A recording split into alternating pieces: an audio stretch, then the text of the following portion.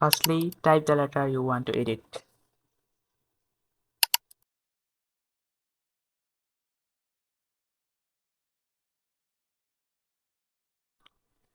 Now duplicate it.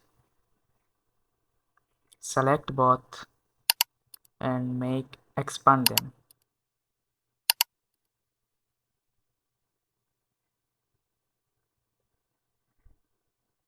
Choose any color you like.